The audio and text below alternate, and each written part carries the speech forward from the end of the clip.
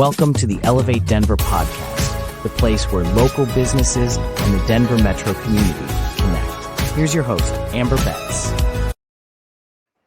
Hello there, I'm Amber with the Elevate Denver podcast, and today we're super excited to be here with Lee of Let the Light In Studio. And Lee is also the in-house photographer and content coordinator for our community magazine in the area, West Highland Living, right here in Northwest Denver. So, hey Lee, thanks for being here. Hey Amber, thanks for having me on. Yeah, we've been trying to get you on for a little bit because we just love what you do and how you contribute. So tell the listeners, Lee, about your photography business and the other things that you offer with Let the Light In Studio.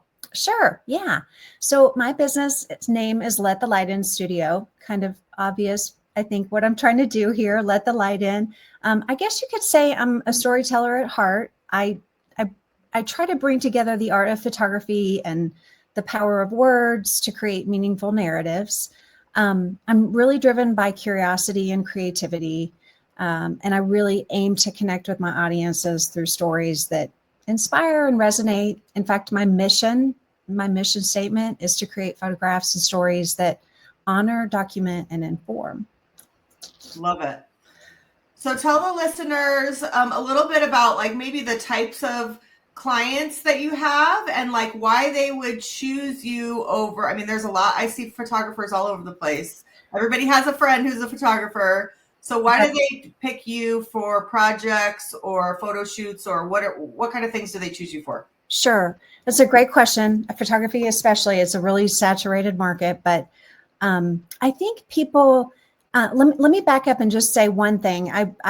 This is kind of a second career, but it's the blending of my first career. I worked for the first couple of decades in public health education. I did a lot of content creation and a lot of observation of people in that field. And so I had done that for a long time, and I was really trying to do something a little bit more creative. I really took all that experience, basically marketing and communication, to try to change people's health behavior. And I translated that into what I'm doing now.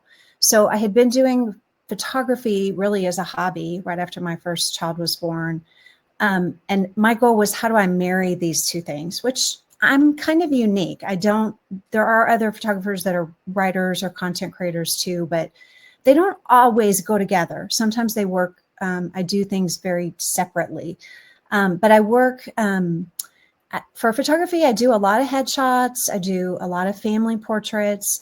I work with small businesses on kind of their marketing storytelling, mostly portraits of people or people doing things. I have a big heart for nonprofits, so they don't always have really big budgets. And so I like to come in and really help them show their people and what it is that they're doing, hopefully somewhat affordably.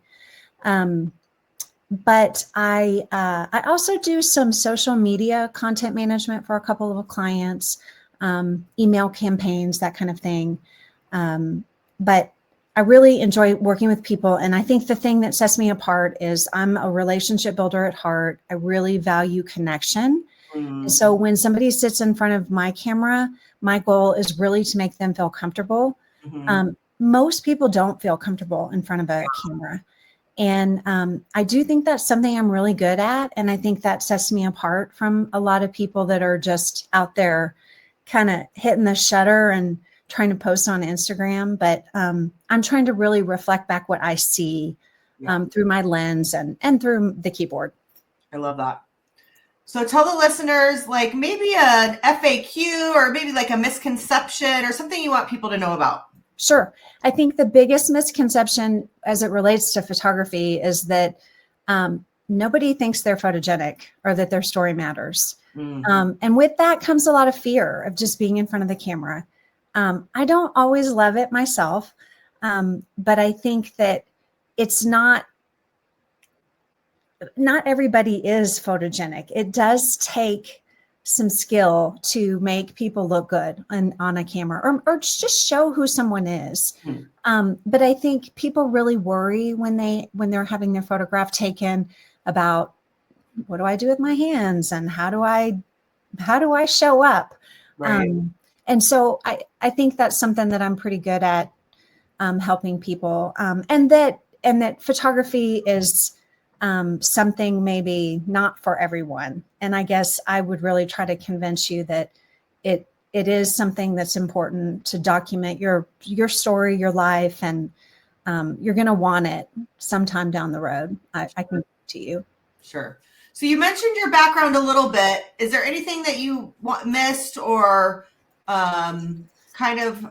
I mean, you started there, but I don't think so. I mean, I think we're hitting the nail on the head here. That I love working with individuals and organizations. If anybody's listening that has maybe a unique story to tell and they aren't sure exactly how to get started, give me a call and I'll try to help you.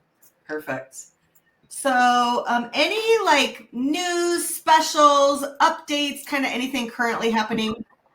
Well, just something that I'm doing today, right now, with Let the Light In Studio. A couple years ago, I had loosely launched a program that I really didn't get off the ground, but I'm working on relaunching it.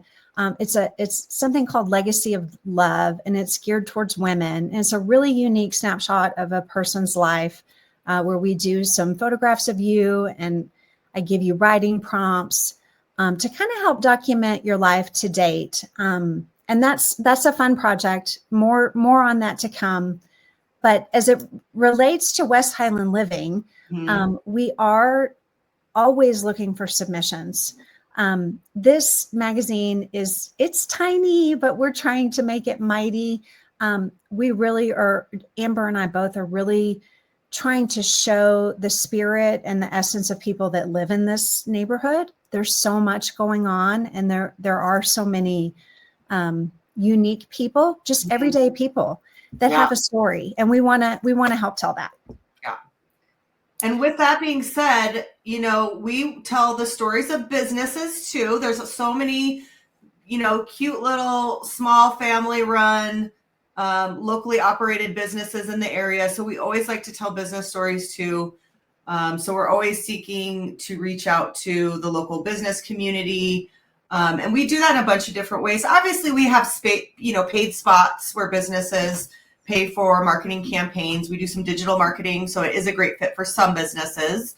But even if, maybe you haven't done marketing in the past, or you're just not kind of sure where to start, it might be a good thing to look at sponsoring your local magazine. It's a way to show the community that you love them and support them. And it's a way to reach out to your current customers. The Small Business Association talks about, reaching your current customers keeps them loyal, keeps them coming back, keeps them making those referrals. So it might be something you want to check out. One more thing I want to say is that we are actually hiring. Like Lee said, we are tiny. We're trying to grow it. The more business partners that we have, the more pages of content we get to add. So we are actually looking for both an account executive and possibly a co-publisher to help us increase the page count on this magazine. So hit us up. We will give you our contact information here at the end. But that's kind of what I wanted to mention about the magazine. Anything else about West Highland Living? Yeah, I mean, it's great points, Amber. We want businesses in our magazine. We want them to visit your place of business.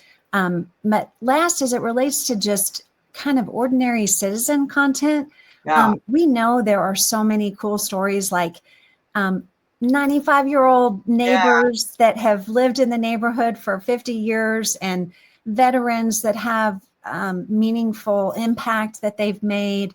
If you know of folks like that, please share their stories with us. We would love to put those kinds of things in the magazine. Yeah, we're always looking for like fun little kiddos. We do a little kiddo Q&A that's super cute. They get to tell us, like, if they were invisible, what they would do. It's funny. That's right. our little pet corner. So we feature pets of the neighborhood. So lots of fun. And we're always open to new ideas too. So Yeah, absolutely. All right. So Lee, tell the listeners, obviously you stay busy with the magazine, your own business, photos, you have kids, but what are we doing outside of work? What do you do for fun? Yeah, I'm often trying to take fun pictures, I'm always looking for something meaningful to photograph. But mostly I love getting outside. I love to hike. I enjoy cooking. In the summer, I'm usually piddling around in my zinnia garden bed. But raising kids, I feel like that's takes up the most amount of time. Yeah. All right, dear. Any last words? And then tell the listeners all the best ways to reach you, your website, phone number, socials, that kind of stuff. Yep. Thanks, Amber. I'm letthelightinstudio.com. I'm on most of the socials. I'm not on X or Pinterest, but you can find me at Let the Light in Studio. And I also do a monthly email. You can subscribe to my email from my website, but it's a fun mashup of photographs and ramblings of my life, hopefully. And a good book recommendation. I like to read. Oh, yeah. Awesome. All right, dear. Thank you, Lee. Thank you. Have a good rest of your day. And thanks to the listeners out there. Thanks for listening, and thanks for reading West Highland Living if you do. Yeah. Bye. Bye. Thank you for listening to the Elevate Denver podcast. If you'd like to be featured on the show, go to elevatedenvermedia.com. That's elevatedenvermedia.com or call 303